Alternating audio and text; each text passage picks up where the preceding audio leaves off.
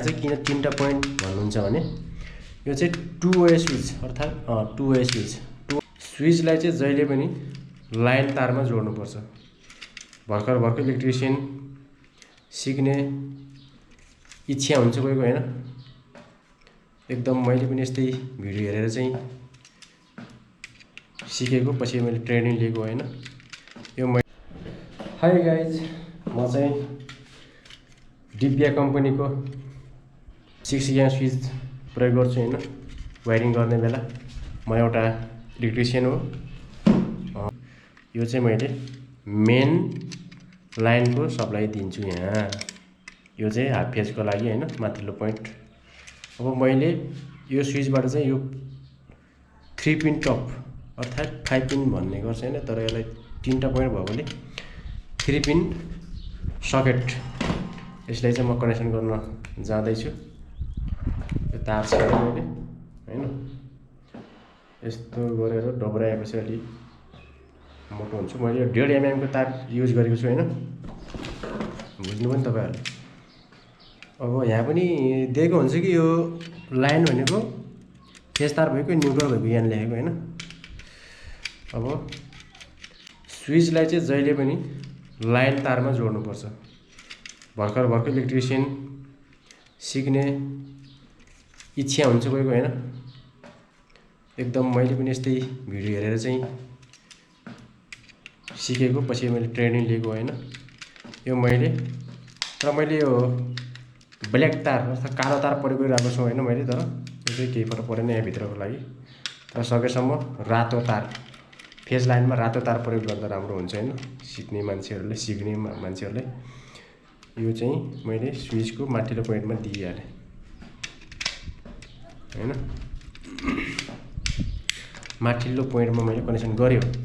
तर यो अरु स्विचमा दुईटा टर्मिनल छ, पोइन्ट छ, तर यहाँ चाहिँ किन 3टा पोइन्ट भन्नुहुन्छ भने यो चाहिँ टु वे स्विच अर्थात् two way switch, two way knob भन्छ यसले।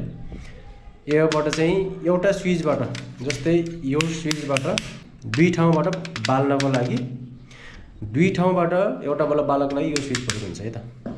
एउटा तल्लाबाट माथिल्लो तल्लाको बीचमा भर्याङमा बाल्नको लागि विशेष गरी यो प्रयोग गरिएको हुन्छ। तल्लाबाट भर्याङबाट चढ्दै गयो र यो बालेर गयो, अन गर्यो र माथि गएर त्यो बत्ती बल्छ। अनि माथिल्लो गएर चाहिँ त्यो बत्तीलाई बन्द गर्नको लागि चाहिँ फेरि अर्को माथिल्लो तल्लाको साइडमा राखेको हुन्छ एउटा स्विच, त्यो अफ गरेपछि अफ हुन्छ। फेरि त्यो माथिबाट पनि बाल्न सकिन्छ हैन। यो न्युट्रल भएको, यो फेज भएको हैन। यो चाहिँ मैले जोडिसकेँ।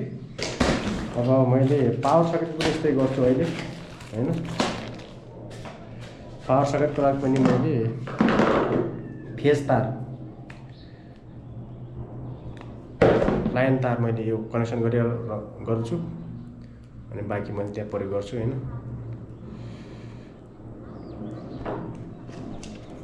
फेज तारलाई यो स्विचको माथिल्लो पोइन्टबाट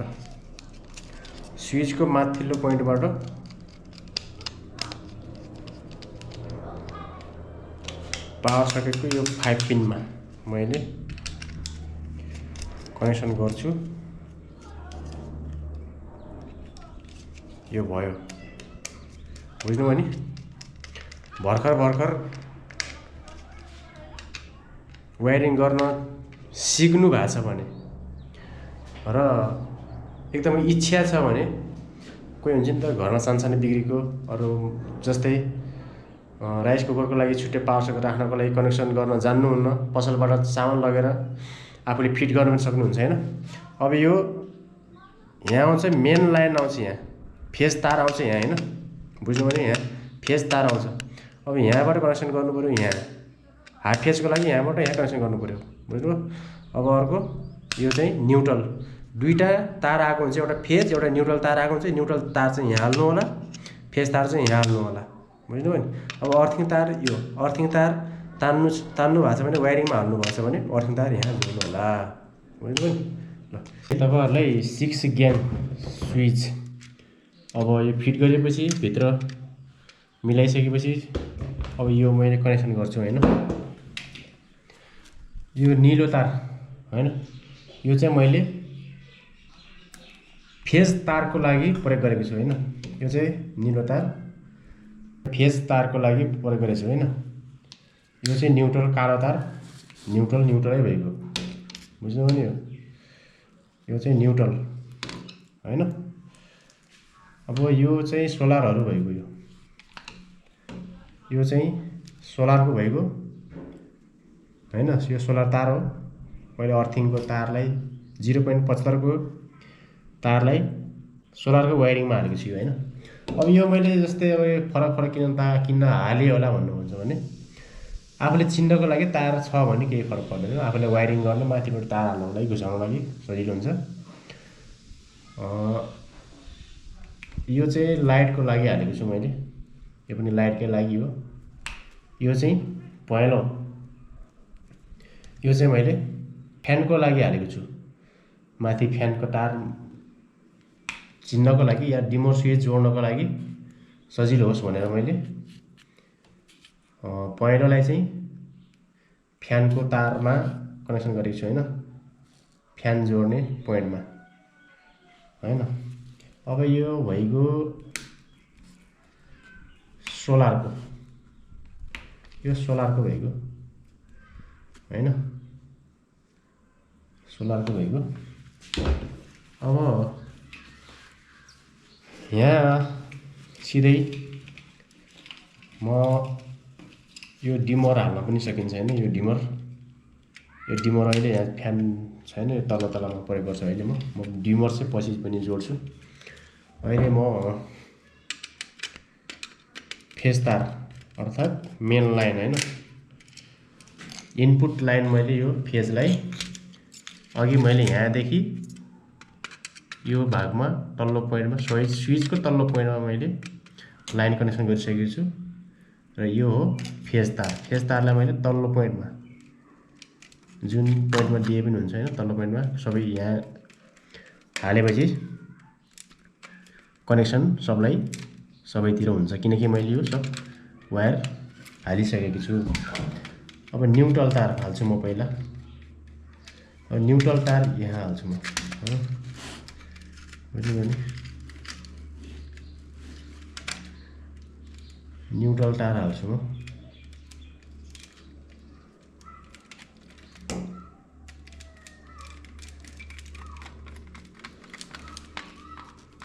यो न्युट्रल तार, बुझ्नुभयो नि? न्युट्रल तार यहाँ हालेँ। अब सकभर मैले पहिला फ्यानको तार, फ्यानको लाइन फेज यहाँ हाल्छु टपमा, किनकि पछि चिनोस् नि मैले नै फ्यान नजोडिकन अरू फ्यान जोड्न आयो भने, अरू इलेक्ट्रिसियनले फ्यान जोड्न आयो भने अब फ्यान रेगुलेटर डिमर स्विच चाहिँ यहाँ हाल्न सकिन्छ, यहाँ हाल्ने हो पछि। तर यसको नजिकै यो छ स्विच पोइन्ट, यो छ भने यहाँनिर मैले फ्यानमा गएको हाफ फेज तार यहाँ स्विचमा कनेक्सन गरिदिन्छु, बुझ्नुभयो? अब यो भइगयो लाइटहरूको पोइन्ट, यो चाहिँ लाइटहरूको पोइन्ट हो, बुझ्नुभयो? मैले यो रेड तारलाई यहाँ हालिदिएँ, रेड तारलाई। अब यो नीलो तार यहाँ हालिदिएँ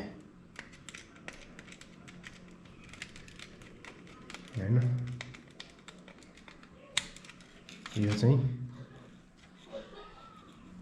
स्विचको तल्लो पोइन्टमा सोलरको प्लस लाइनलाई हालिदिएँ, सोलरको, बुझ्नुभयो? सोलरको पोइन्टमा यहाँ चाहिँ बत्तीको एसीको सबै चाहिँ छुइनु भएन, एकदम राम्रोसँग टच नहुने गरी कनेक्सन हुनु पर्यो, बुझ्नुभयो? छ नि, फिट छ नि, यो छ। यो एकचोटि हेर्नु होला सर, र केही कन्फ्युज छ भने अर्को भिडियोमा अलि प्रश्नसँग बनाइदिनु होला भन्नु होला। म चाहिँ तपाईहरुको लागि भिडियो बनाउने कोसिस गर्नेछु मैले हैन। अब मैले सबै वायरिङ फिट गरिसकेपछि वायरहरु हालिसकेपछि अब बोर्ड जाम गर्छु। बोर्ड जाम गर्नको लागि यहाँबाट किला कहाँ कस्ने होला भन्नु होला हैन। तर यसलाई यसरी खोल्नुस्, यसरी खोल्नुस्। यो एउटा छुट्टै पार्ट हुन्छ हैन। अब यसकै कम्पनीकै किला आएको हुन्छ, यसरी हाल्नुस् हैन। यसरी मेसिनले टक्क हैन। जमाना कहाँदेखि कहाँ पुगिसक्यो। अब पेचकसले के कसी बस्ने कि हैन। यो पेचकसले कसी राख्यो भने त यो त दिल जान्छ नि। अब यो कसिसकेपछि ढक्कन टक्क लगाइदिनुस्, बुझ्नुभयो? यो स्विच रेडी भएको। मैले चाहिँ डिब्या कम्पनीको राम्रो लाग्छ हैन मलाई, र ठिक छ, फिटिङ पनि हुन्छ। माथि यो एकतिर साइडको सोलरको एकतिर एसी लाइनको सप्लाई छ हैन, बुझ्नुभयो? यो चाहिँ पावर सकेट छ।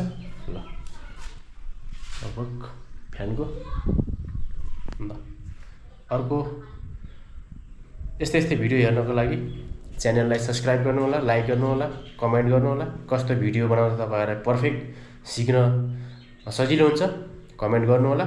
यस्तै टेक्निकहरु म राख्दै जान्छु भिडियोमा। ल मन परेमा लाइक, सब्स्क्राइब, शेयर गरिदिनु होला। धन्यवाद।